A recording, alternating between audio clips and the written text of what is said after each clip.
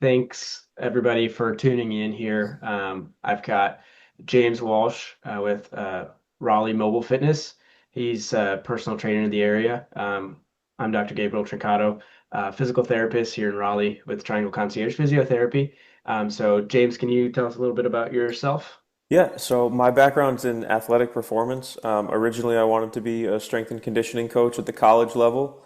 Um, I did that for a number of years and kind of realized that the pay and the hours weren't really lining up with each other. So um, I've kind of found a way out, and I started a mobile training business called Raleigh Mobile Fitness here in Raleigh. I bring all the equipment to my clients in the back of a Sprinter van. I have a full squat rack, dumbbells up to 80, barbells, trap bars, you name it. We can pretty much figure it out and get the job done all in the comfort of your own home. Yeah, awesome, man. Yeah, I've seen that thing and it's pretty awesome. I would hate to get hit by that at full Yes. speed because that's not stopping. No, no, Um, it's got some momentum, that's for sure. yeah, yeah.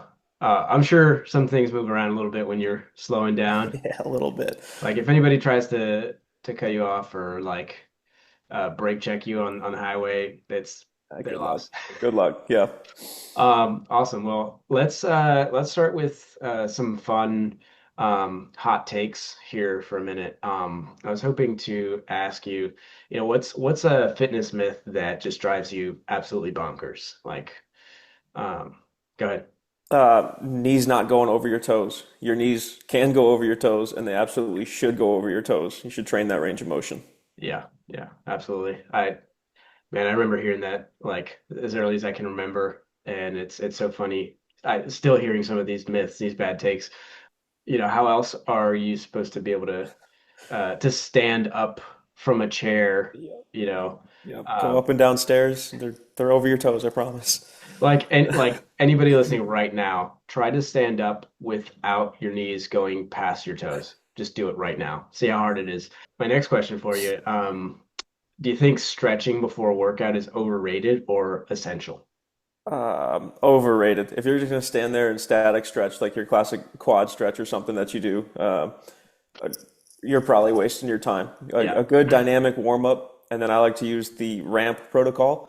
So Mhm. raise core body temp, activate the muscles, mobilize the muscles, potentiate the muscles. I love that. RAMP is a great warm up tool.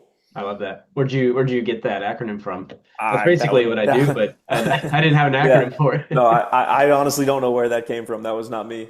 That's awesome. What do you think about perfect form? You should strive for perfection, but as the weight gets heavier, there's going to be some variance there. As long as it's within bandwidth, like 95% perfect, 90% perfect, and you're not causing any pain, I think you're going to be in a good spot. Yeah. And I think that's especially the case for, athletes, right? You're in the middle of a game or late in the game and you're getting tired. You're not gonna maintain perfect anything. And if you don't ever train outside of perfect, your injury risk is just that much higher because you've never squatted with, a little bit of valgus in the knees, because you've always tried to push them out. So, you do that with a little bit more momentum than you're used to and, or trying to start off the line or something, with a little too much valgus and, you know, Yeah, that's how injuries occur. absolutely. Um, Speaking of running, is running actually bad for your knees? I still hear this and Oh man, I no, can't, no, running man. is not bad for your knees.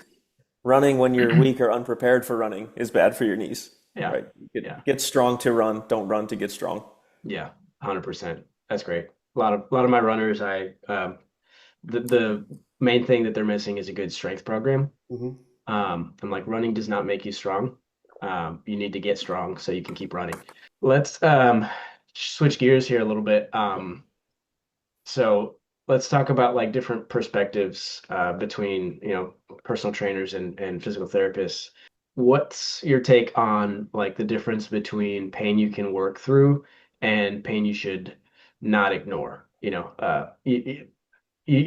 have heard the no pain, no gain, phrase, and mantra. So, tell me what your thoughts are Yeah. on that. In general, if you start moving and you warm up and the pain goes away, you're probably okay to push through it.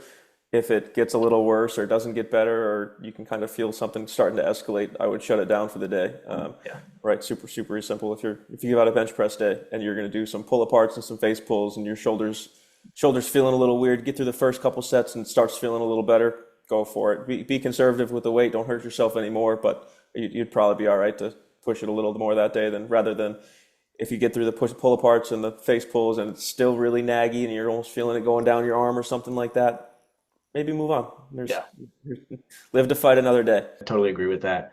Um, and I have a green light, yellow light, red light analogy too for pain that I try to teach all my patients. Like, if your pain is in the green, like 1 to 3, that's acceptable. During the exercise, if it's like 4 to 6 out of 10, it's like maybe be a little more cautious, maybe drop the weight a little bit. If it's like a 7 to 10, like it's just really sharp, really really painful, like just stop right there. There's no benefit to that, right?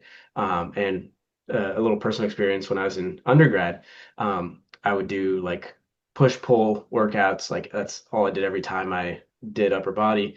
And I would do like pull ups and push ups and bench and stuff. And by like 2 sets in, uh, after each, my shoulders would be just on fire. And I was in the gym for like maybe 15, 20 minutes and I was like, I can't keep working out, and I'd try to push through it and be like, it'll go away, it'll go away. And it didn't, it wasn't until I was graduated and in PT school that I actually like realized I was really, doing myself a disservice. So at what point do you think somebody should stop training the way they're maybe training and see a physio, see a PT?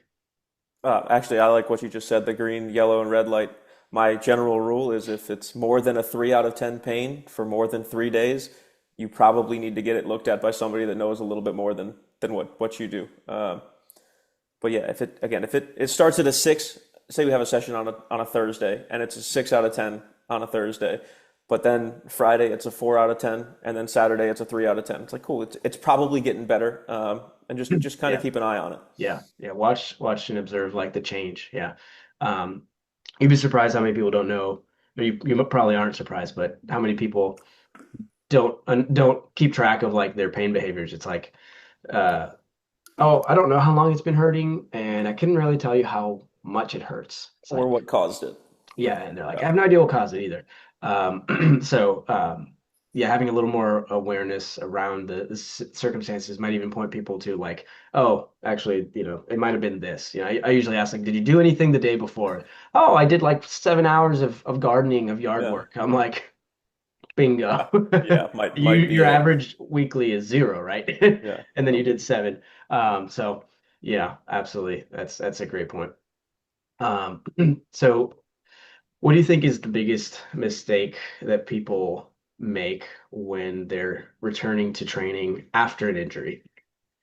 Not giving themselves enough time to rebuild the capacity, and just jumping Yes. right back to the weights that they were doing beforehand, right? Yeah. If you could deadlift 315 and then you go and pick up your kid wrong one day and you feel something twinge in your back, I got news for you. It's probably going to be a little while before we're at 315 again. We have to rehab it, make sure everything's safe, and then we have to rebuild that capacity of the tissue to get back to 315. We can't just Yes. take a couple weeks off and think 315 is going to be right there when we come back, like we never missed any time.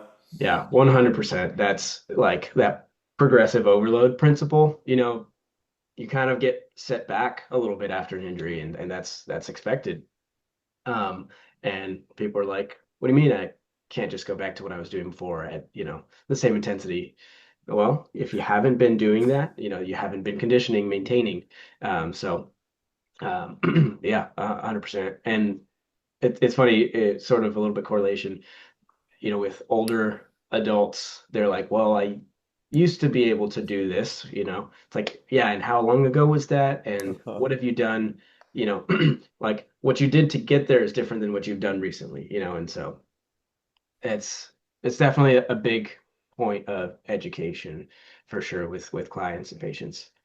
When do you think that training ends and rehab should begin? We talked a little bit about that, like when should you stop training and see a PT, but is there really a clear line of like stop this and start that? Or what are your thoughts on that? I don't think there's a clear line at all.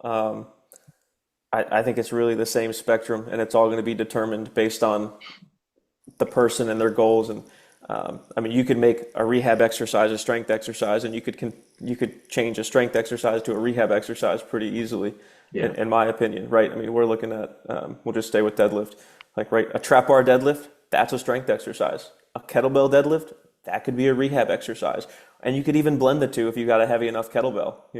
It's just kind of it's all the same spectrum. It just depends on what your goal is and where you're at in the process. Yeah, 100%.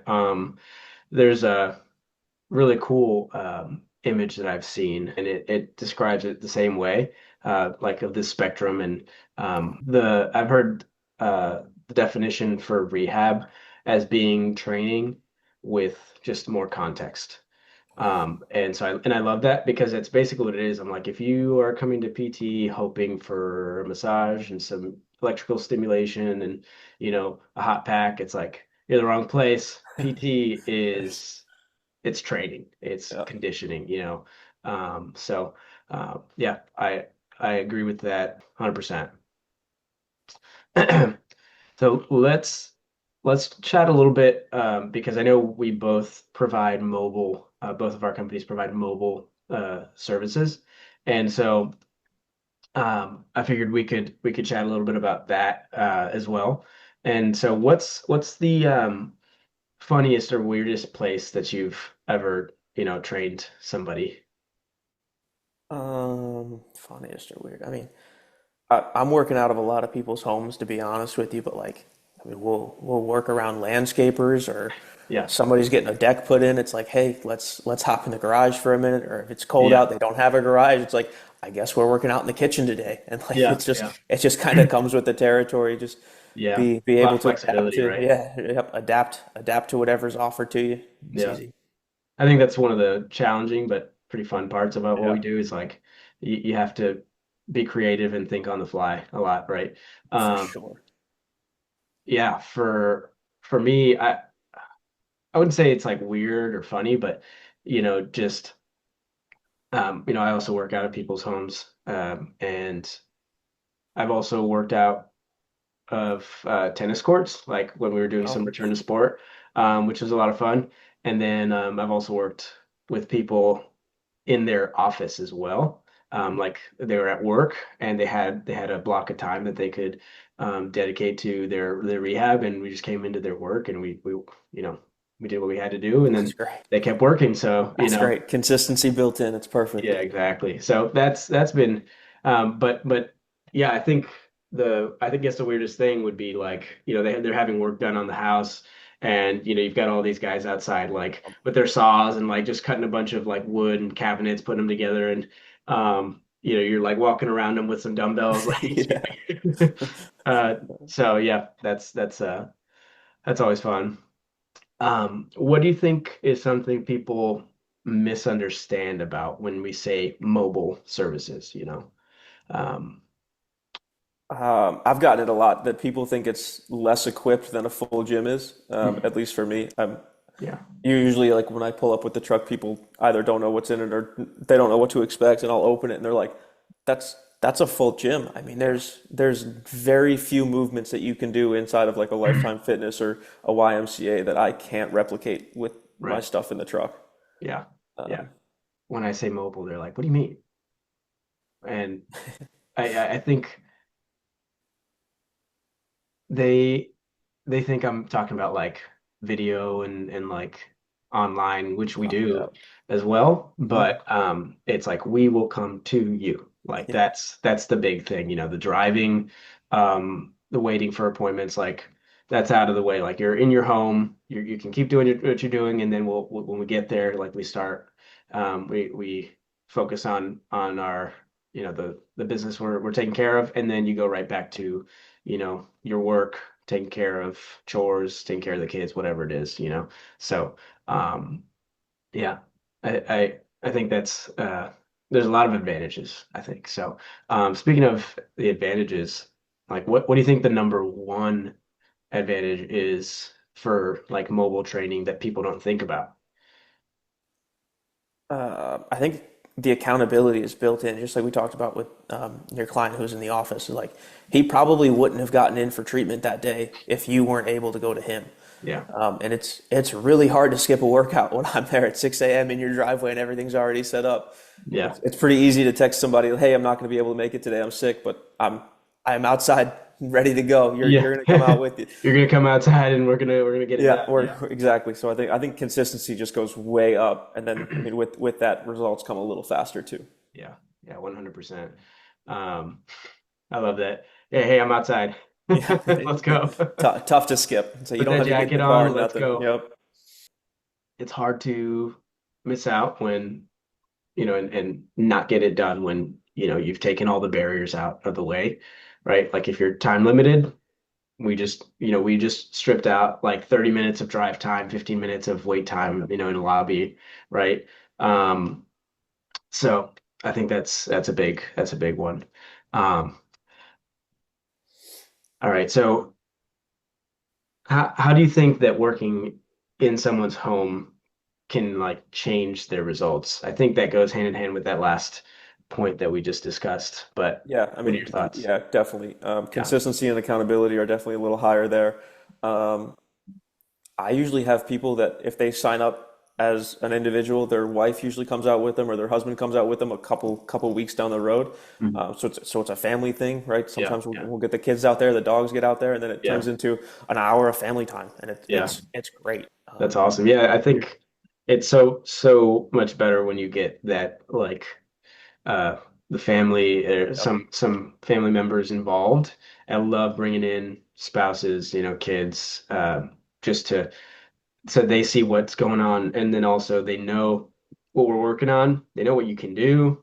Yep. They know what you should be doing, and they'll ask them. They'll you know, and if I know that they're not very good at keeping up with some stuff, some of the home exercises, I'm like, Yep. what they should be doing, so I Hmm. want you to stay on them too, Yep. Yep. and that usually helps a lot because they want to see their significant other, their family member succeed and get better and do better. So I think that's always a great way to improve their outcomes for sure. Let's change gears a little bit here and do some just quick rapid fire like questions. So Hmm. what's your favorite exercise? Overhead press, Okay. What's the most overrated exercise? barbell back squat, What's the most underrated exercise? Zercher squats. Anything Zercher is carrying a bar in front of you, Yeah, phenomenal. nice. Um, yeah, honestly, I don't do that one much. Oh, Yeah. oh yeah. I know I should. It's It's it's awesome. Like there's just nothing okay. better. Gym pet peeve. Go. Quarter squats. Quarter squat. I would so much rather see a phenomenal 135-pound ass to grass squat with perfect form, or as perfect as you can be, than a Yeah. 315 bar moved barely. It's like, all Yeah. right, we're not doing anything here. Yeah. 100%. All right. Do you judge people's form in public? Be honest. I really try not to. I haven't been in a commercial gym in a while, so Yeah. I, but yeah, I absolutely. Like I don't know, like somebody's doing a push up, I'm like, I don't think your hips are supposed to hit the ground before your shoulders are moving, but Yeah. not my circus, not my monkey. They can train however they want. Yeah. Yeah. Yeah. Sometimes I'll like, and don't get me wrong, I think I'd rather people do things than not do them because they're worried they're not doing it right. Yep. Especially when they're not trying to ego lift, right? Yes. Um, but sometimes I'm like, I see somebody like just they look like they're new, and I'm like, I want to help them, but they didn't ask for my help. So I'm It's like, what do such I a do? fine line. Yeah. If they're not going to get hurt, I'll let them figure it out on their own. But if they're Yeah. doing something that I'm like, okay, this could be a real Yeah. catastrophic something or another, It's it's I'll really the try to step um in. it's the like max deadlift with zero Yeah. like like core Just rigidity for me, yep. um, the back fully arched, but you're like, it's not like you trained, like I know you're Yeah, not yeah. training this, so The this is scared just ego cat. lifting at, at its finest. Um, uh, so if your clients had to do just one move every day, what would you pick? Like people I get all the time, like they're like, I'm too busy to do a whole routine. Like, so if you had to pick one thing that you would recommend. Go for a 30-minute walk and Mhm. not like a stroll in the park. Go with some purpose and see how far you can get in 30 minutes. Yeah, yeah. It's funny. I'm asking one of my patients right now to do just 10 minutes a Yep. day It's because perfect. he's too busy for more.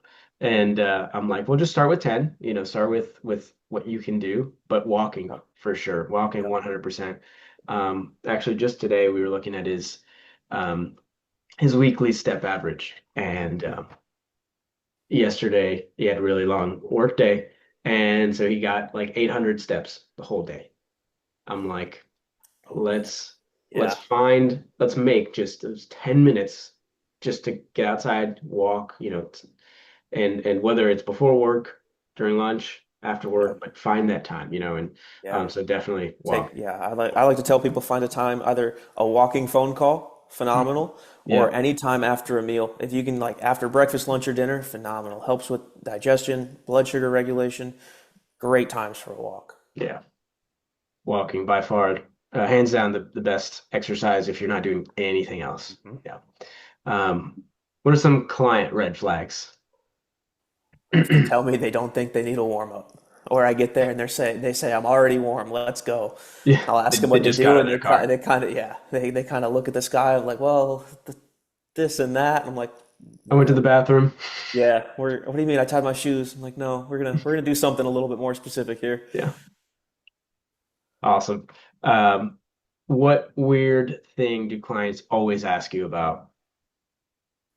Everybody always asks me if other people complain as much as they do. And yes, everybody complains Yeah, all the time, and it's totally fine. I do yeah, not get offended by it. I get it. You can cope however you want. yeah, Everybody complains. Sometimes exercise is the favorite part of the day. That's okay. yeah. That's why they work with you, right? That's right. So Yeah. you can help them do something It's, they don't yep, exactly like to do. it's fine. Um, awesome. So, let's see how much time do we have here? I can't actually tell. I don't have a timer on me. Um, Probably 10, 15 minutes. yeah, Yeah. about 15, I think. Um, okay, so let's change gears again. Yep. Talk a little bit about like pain and injury. Um, why do you think so many like active adults get stuck in like the injury, rest, and then like flare up cycle? Injury, rest, and then repeat. I think we talked about it earlier, but they never rebuild that capacity. They just kind of rest and then they try to jump right back into what they were doing, whether it's weightlifting or playing pickleball or tennis or golf. Like if you rest for 2 weeks, you have to give that tissue a chance to adapt and rebuild to get back to where you were beforehand. Yeah, yeah, 100%. I think one of the skill sets that we have as trainers and therapists is with our experience in exercise, physiology, is knowing how to scale intensity and exercises. That's one of those things that people don't necessarily know how to do, and that's totally fine. Um, but it's one of the biggest points of education where, if you want to learn how to manage this for yourself in the long run, like, you're a runner and you kind of get injured every once in a while. It's like, well, let me teach you how to scale Yep. in your exercises and your runs, and you'll be able to manage this on your own, Yep. for life. Yeah. Not So not not every day is 100% day. Some days are 50%, and that's okay. yeah. What is the quickest way people can reduce their pain during workouts? Like, what do you do when you've got clients that are saying that they're hurting? probably modify their load or their range of motion. Right? If we have pain in a bench press and it only hurts at the bottom, hey, let's stay 2 inches higher. Let's stay away from that. Super simple. We're still getting that same movement pattern in. Yeah, it's not perfect, but it's good enough for today. It lets us get some Right. training in and continue to build that capacity for next time. Yeah. Yeah. Yeah, It's better than, change loader, range of motion. yeah, it's better than just doing nothing at all, right? Awesome. Yeah, that's something I wish I had known about. Like I said earlier in my experience when I was in college, right, with the shoulder pain. Yep. If I had applied that, I probably would have been able to keep working out, you Yeah, know? there's So always a way around it. You just have to sometimes be creative to find it. yeah. Um, so let me ask you about you know, have you ever worked with somebody who, they thought that they were too old or too weak? They thought that they were a lost cause. They couldn't get strong again. They couldn't do some of the things that they wanted to do again. Yeah, I'm actually working with a 97-year-old right now. She's Wow. incredible. Um, like all she wants to be able to do is get her hands above her head to be able to do her hair Mm, and keep walking for as long as she can. It's like, all right, let's do it. that's And awesome. and like it, the training is definitely not my normal training, but it's been so fun having to be creative and find stuff that she can do to feel strong again. Yeah. So no Zercher squats. No Zercher squats for her. Nice, man. That's awesome. 97. I think the oldest I've worked with was like 101.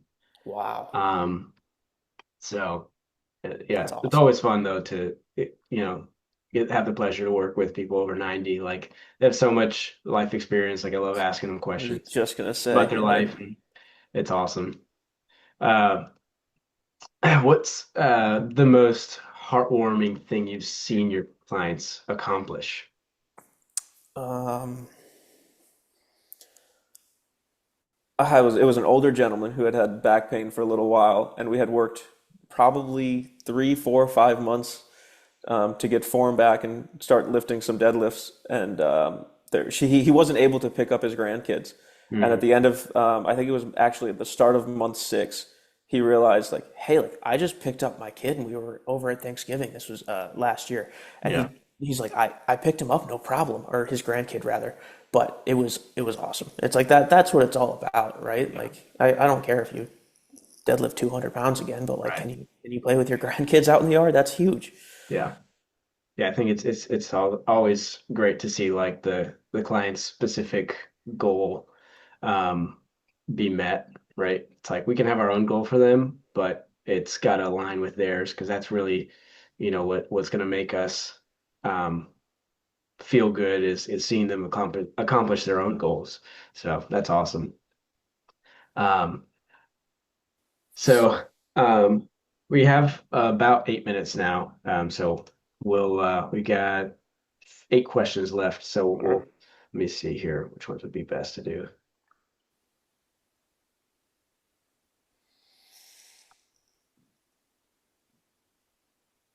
Okay, let me erase this one.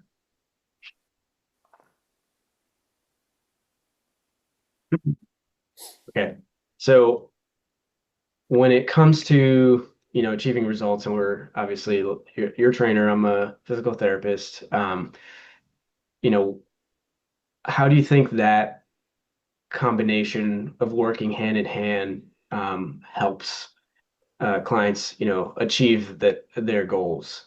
We talked earlier about it being all on the same spectrum, just different parts, right? But what's your opinion on that? I mean, I think it's just a great team environment.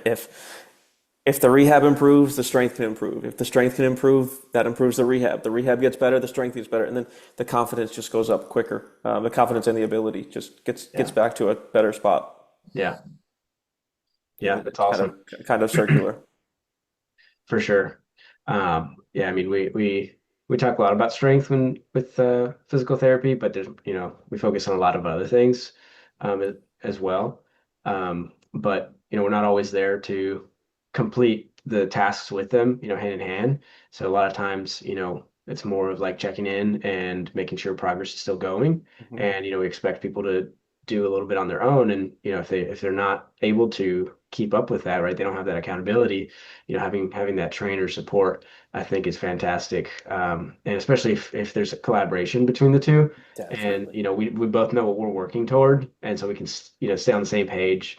Absolutely. And I know that, with your background in education, um, with exercise physiology, I know that I can be fully confident that you're going to help scale them appropriately and give them exercises that are going to meet their goals and our goals. So yeah, I think there's a lot of value in that PT trainer combo for people who need that sort of thing. So Definitely. um, what's one thing people could fix today to move better? I think it's going to be walking again. Just right. If you're going to work out in the gym 3 days a week, let's make sure at least 2 or 3 other days you're walking. Yeah. Get some extra movement in. It doesn't have to be walk. Just move Yeah. however you want, Just whether move. that's Yep. yoga or Pilates or something like that. But just do some movement other than in the gym.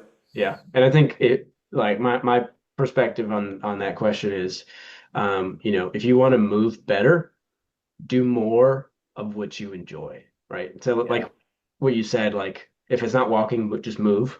It's like, well, for some people, you don't like walking. What do you like? Oh, you like golf? yeah, it's A great. little more golf, right? There's a little walking involved there if you don't have a car, great. That's right, right. Pick So those things that make it easy for you. yeah, yeah, exactly. Pickleball for a lot of people, it's pickleball, and, Yep. and that's got a ton of you know nuance there, but yeah, I love pickleball for people to get active and stay Mhm. active. So, um, okay, what are some mistakes that you think active adults make that keep them injured? Not being hydrated, Mm, um, too much intensity, and not enough recovery. mhm.